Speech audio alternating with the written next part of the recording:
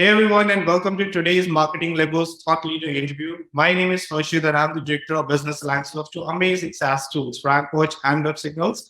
And today's guest is the founder of Brazil-based clone consultancy firm called Nexforce.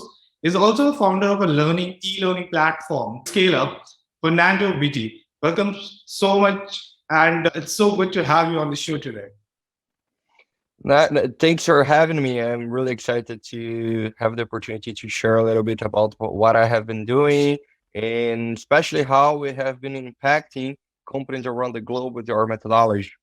Oh, so look, let's talk about your journey, Fernando. How were you like as a kid and how you got to where you are today?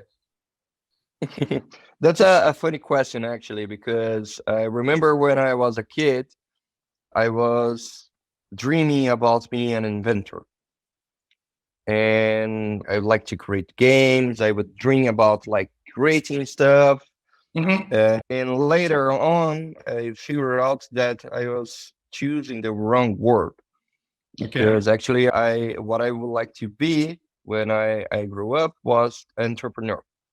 Uh-huh. And actually I did when I was about 18. And Yep. I like to joke that I had my tipping point upside down because I started my career founding this company, which was called My Center, which Okay. was basically a O2O company to connect the online environment and bring it to do transactions and consuming in the offline space. So Gotcha. basically for retail, it was a software that would connect stock management, ERP, and everything that you need in the back office of the operation and connecting these to a selling point. Gotcha. Like it was Amazon for finding offline products. It was really awesome. It started to grow like crazy. But what happened? With 19, I think I got my first investor. Uh-huh. And my father, let's say he was not an easy man. He was a little bit complicated, let's say that way. And my mother decided to end the marriage. Oh. So divorce. When she did that, he didn't react it really well. And in order to get back to my mother, Mm. he started to create debts for me and my brother, Okay. doing loans. And out of the blue, I was fully loaded with debts. Oh. And my father disappeared for, I think, 6 years. Oh. And I was forced to sell the company in order to rescue my family. So with 21, I lost everything. My dream. And I remember I used to see this company as something divine that appeared in my life in order to help my family. Mm-hmm. And that was the first time where I realized that life is not easy. Life is not like in the movies. Life is going to punch you in the face and knock you down and force you to stay there. Definitely. Because when I saw the company was like, the dream is over. I cannot save my family. I cannot at this point even save myself.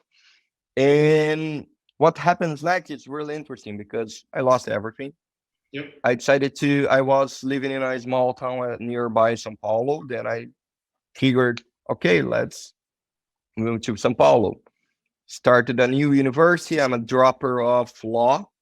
Okay. So I started business administration and I needed money. So I went for internship positions. And this is my first fun fact because I was refused in all the internship process in my career. I never did an intern. I never was an intern in my life. I Okay. was refused over and over. Not cool, not cool. Yep. But what was going on is okay, I can find an intern position. I was getting rejected. Money was getting over. Then I met a founder of a multi-billion dollar company, which is called iFood. Okay. Back then, they were just a startup, and he invited me to work with him. I convinced the guy that I was super senior entrepreneur. So he should hire me as like an analyst and not as an intern. And this was my first position.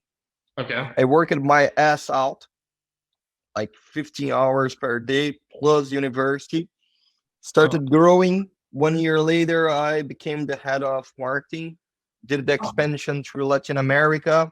Then I moved it to a company which was called Vita, was a medical device software. uh-huh. So basically for process manager for medical clinics and hospitals. And the company would have 10 people when I joined it. It was a completely joke. Yep. Like I remember first day, I was like, fuck what I did with my life. Can I After, go back? Can I go back? And then I figure out, no, you can't go back. You made the decision to get down here, now fix the problem. yep. And this is what I did. 1 year later, we went from 30,000 monthly revenue to 700,000, from Wow. 30,000 to 700,000, and from 10 people to 200 people. Wow. So It's became amazing. like a, Yep. yeah, quite cool. Became like a huge case. I started being invited to help executives like from Amazon, Microsoft, Salesforce, met those guys, executives, to share what I have been doing, starting with lectures and speaking at conferences. Then I moved to a company acquired from by Mercado Libre, which is a large marketplace in Latin America. Then I, as a head of marketing from the B2B business unit, then I went to Intuit, which is the third largest software in the world, as the head of growth. Yep. Create a lot of trouble there, turning around the whole process from marketing to sales, Yep. became a global thing. And then consulting entered in my life. Like I started to, a lot of companies and executives started to looking out for me for help with growth. And then I founded Nexforce, which currently is one of the largest partners of HubSpot in Latin America. We Yep. are Yep. starting with Salesforce. And basically what we do is we help to create process that are scalable, predictable, and replicable to generate exponential growth. In my framework, basically growth is a formula. And Mhm. if it's a formula, you need to have control under the variables. In order to have control under the variables, you need process, technology, and data. This is Definitely. what we do. Gotcha. Gotcha. So, like when you Long talk story short, about, so I'm just curious about your process now. When any client or business like approach to you, how do you go about that? How do you basically figure out what problems, which are the areas where they need help, and then jump in either through a solution or just formulating a process for them? How do you go about that? basically, we have a methodology. If you start to think, you need to, when you have your ICP or ideal customer profile really well identified, it's not complex because the segment that I'm good at, which is B2B, Yep. especially tech, they all have the same issues. Mhm. You need to generate more leads from inbound and outbound. You need to track the leads over the journey so you can optimize your investment towards what's is providing the better ROI. You need to improve your sales operation. You need to have track who's qualifying the leads, how the qualification process is doing with SDRs and BDRs, and you need to close the deal. And after doing that, you need to do the onboarding in your software or service, and you need to get it connected with your ERP so you can have your revenue stream connected. So from online to revenue, usually the pain points are similar. Usually the process is similar. So Mhm. what we do is we have this framework and we do the discovery to understand what needs to be adjusted. Yep. But mostly of the times, it's like small adjustments in the framework just to personalize and make it and turn it real to the Mhm. customer's operation. But this is the way we do. Gotcha. Gotcha. And coming to your inbound methodology, right? How do you go about that? And what are the main channels that you leverage for your clients? That depends, because what's happening in the market is the following. SEO is changing. Yep. If you go to your mobile phone right now, the spots in Google change it. 5 years ago, you would open your mobile device and you basically would have a few slots in the first part of the page with paid links. Then you Yep. have the organic links. Now you have paid links. If you're doing local, probably you're going to see Google Maps with paid results. Then you see probably a few more paid results and then organic.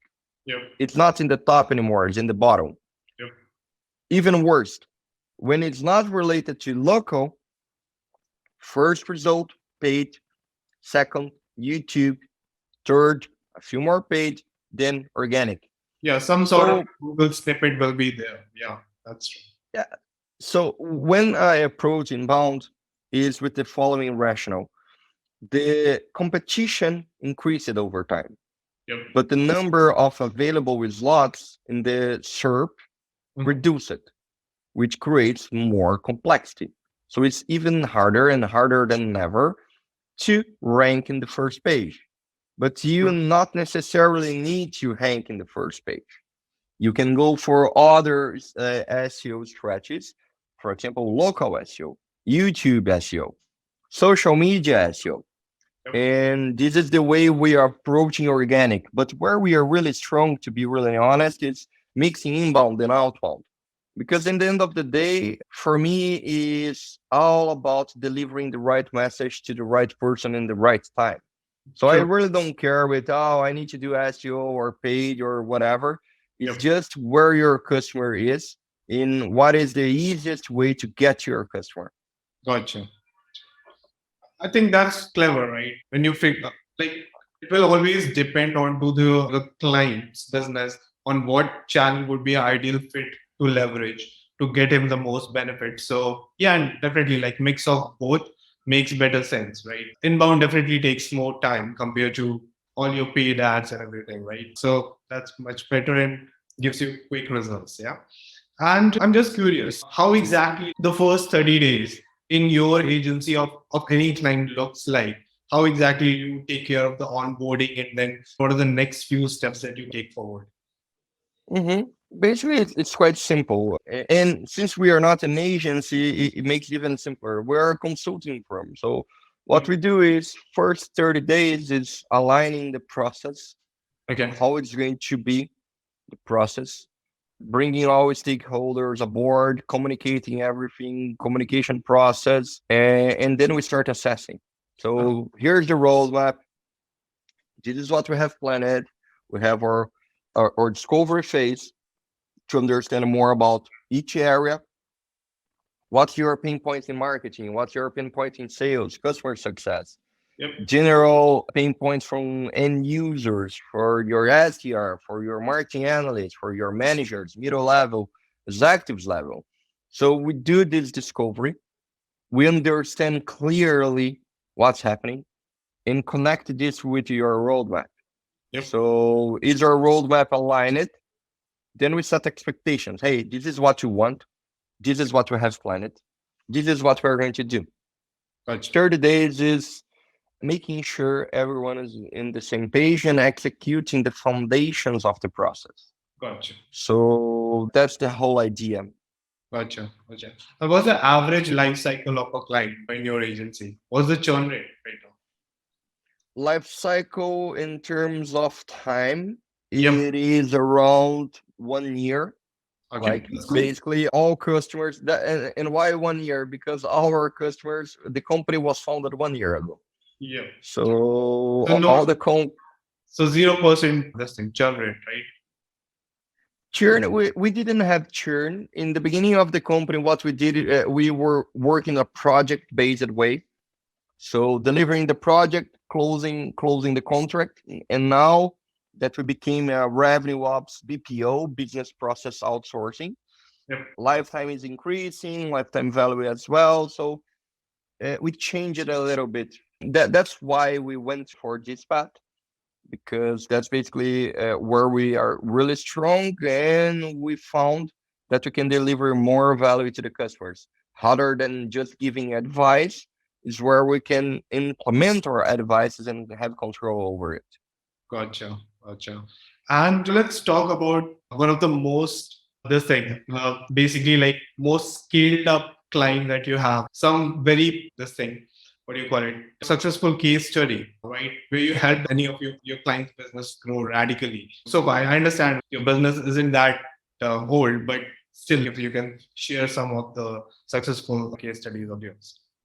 Sure. There is actually, I can't disclose the name, but I can No, that's talk fine. about the case. There is one of the largest companies in the world, which Mhm. is a tech company, Okay. and we are doing a consulting service for them in Latin America.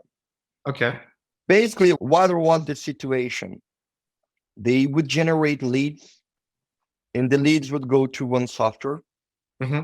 and manually would be extracted and uploaded to another software because they Okay. were not connected. They were investing a lot of money, but they would not know what's happening with those leads. Okay. So where they are in the journey, how marketing can help more than just giving leads to sales. Gotcha. What kind of information we can use to break the silos and make the team working together. So that was the situation. So a disconnected team, data was disconnected. Nobody trusts the numbers. Marketing was basically generating leads without knowing what is a good lead or not, which was creating bottlenecks in the operation. Yep. So not they would not have clarity. They would not have a good performance, Mhm. even being a large company, and the efficiency was low. Gotcha. What we did is to get rid of the different softwares, build one single process from marketing to revenue, Yep. and connecting everything. So what happens is easy. They started doubling the numbers Hmm. and going from an underperformance country in this enterprise company to one of the top performers in the world. Oh, can you please share a few So KPIs that you improved, like when it comes to efficiency, right? Any data that you can share with us? basically, they went from a full funnel conversion rate, which means from lead to sales, Yep. from 0.5% to almost 10%. Wow. Sales, yeah, yeah, Okay. huge. And from sales cycle, they went from a sales cycle that would take on average 2 weeks to a single week, and sometimes few days. And the performance, they went from an average of 300, I Mhm. think, let me do the math, it was 30 per week, 120 closed deals per month Oh, to almost 1,000. oh, that's amazing, man. What did you do, like when it comes to like improving the sales cycle mainly? I've always seen when you consult a business or make the process change, right? There's always struggles with the adaptability within the team members in a specific organization, right? They used to have a certain mindset and a different structure of working altogether. And then with the consultation, you basically change that, make it better, Mm-hmm. definitely. The objective is always good, but then adapting the new changes always causes chaos. How do you deal with such situations? Training, easy. Yeah. Chaos is a consequence. When change is needed, chaos is good. That's why we don't position ourselves as an agency Hmm. because we don't do what the customer wants.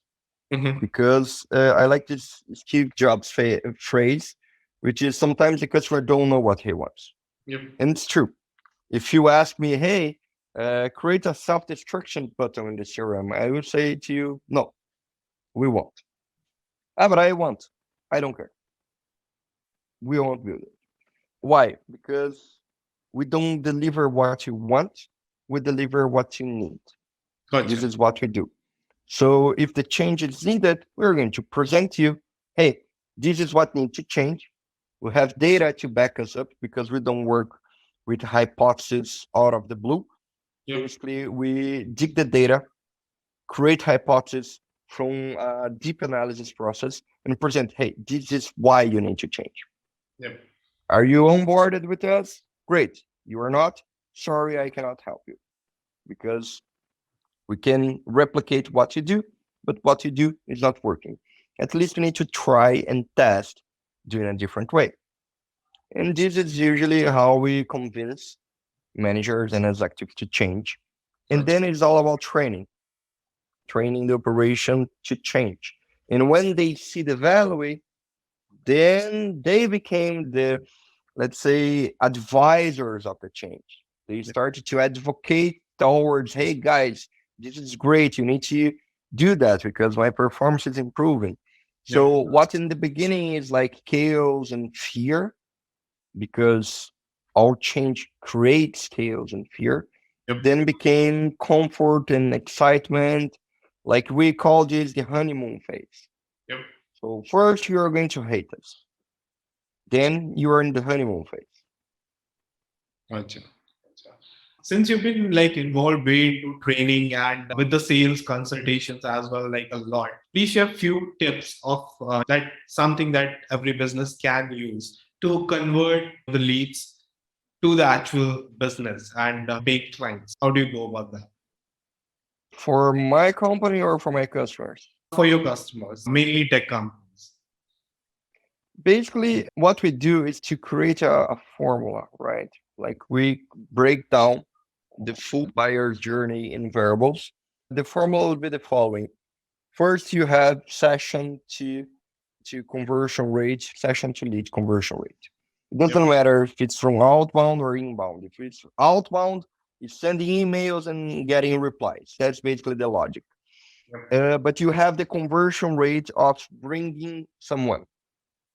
Then you have the second variable is the work rate. Mm-hmm. I need to make sure all leads are being worked. All leads and prospects are being worked. Yep. Then you have the connect rate. Out of the leads that I'm working, what's the percentage that are actually getting a reply from? Yep. Then you have the qualification rate. Out of those, how many I was able to book a meeting and to qualify? Mm-hmm. Then you have the due conversion rate. Okay, now I have the meeting. How many meetings do I turn into customers? And lastly, you have your average deal size. What's the average ticket of every transaction that I'm doing?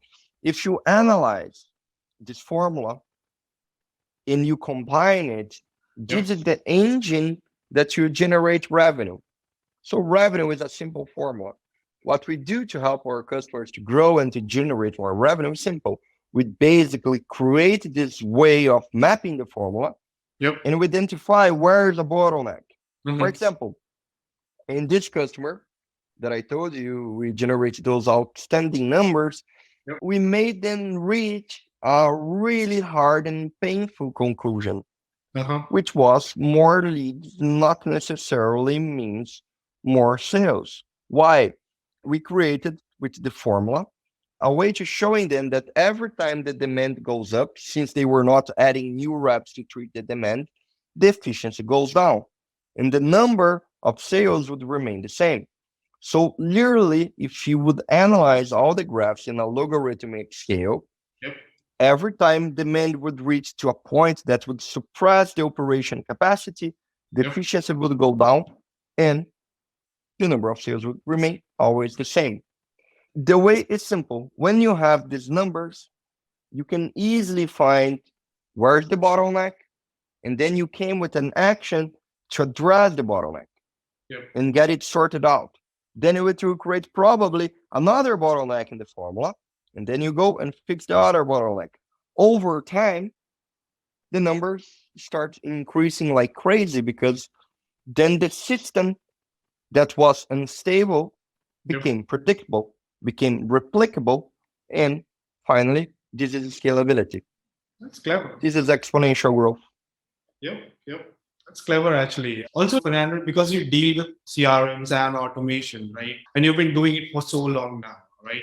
What are the common mistakes that you see businesses make when it comes to these tools? right? And how to avoid them. Basically, mistake number one, doing things without planning.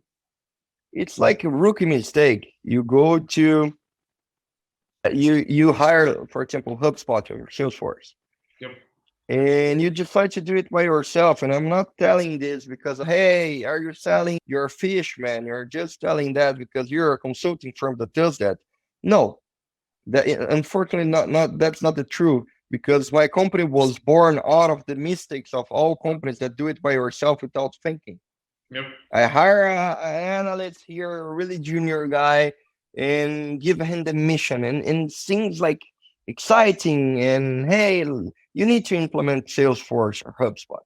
Yep. It's $1 million software that literally is the baseline and foundations of your bottom line of your company. And you're giving a task to implement this to an analyst or to someone who doesn't know how is the right way of doing it. Gotcha. Then this creates mess. I had a company who is going to do an IPO in Brazil, Mhm. and they would have like almost 1,000 automations, like 1,000, Crazy. 500, yeah, 500 custom properties, thousands and thousands of emails. And guess what? Nobody knows for what every single automation was built. They were one colliding with each other because everyone would put the hands in the CRM. Mhm. And what they are doing is about to have an operational collapse. So what we're doing is, okay, let's queue this account, Yep. let's queue the CRM, and literally implement the same CRM Mhm. aside. So right now they are running with two HubSpot accounts. One that we're going to queue because it's impossible to save, and the other one is the new process. So this kind of mistake for me is the most frequent and the one who has higher impact, because every time you do the wrong decision in terms of how to implement and Yep. how to do this in the future, in the long run, is where you're going to regret of not having someone by your side telling you how the right thing should be done. Absolutely. Absolutely. You have, because you have stepped into multiple shoes all throughout your professional career. Any horror story that you would like to share with us today? Oh, I do have one. Yeah. Yeah. There was one time that in the beginning of the company, a guy that would work for my team who did the implementation following our framework, Mhm. but he never actually checked everything in terms of quality. Gotcha. So he did the workflows, did the properties, but never actually tried everything Ah, to see if he did the right thing, if it was working. Because it's a framework. Sometimes you need to check if the logic is adjusted to the client. yep. And what he did was a nightmare because he did this in three accounts at the same time. He uh, made send the accounts to production. In Mhm. other words, he said, guys, process is clear. We are ready to receive leads, receive the users. And when he did that for three customers, it created a completely chaos. So we started receiving, hey, this is not working. And when we check it, that's why it was working, because it was wrong. And in 3 days, I paused everyone, stop what you are doing. And the entire operation came to rescue of those records. Gotcha. And this is where we learned, one, the importance of a quality process. Yep. And two, my team at this week learned the importance that you can have in an operation, because those mistakes that could be seen as small because it was not entirely wrong, some details went through without checking, and literally paralyzed three operations with like hundreds and thousands of salespersons. So Crazy. that's when you learn, hey, great powers, great responsibilities. Yep, that's true. That's true. Completely our story. Yep. Never want to be in this position. Never put anything in production without checking. You Yep. don't want your customer in your neck. Definitely.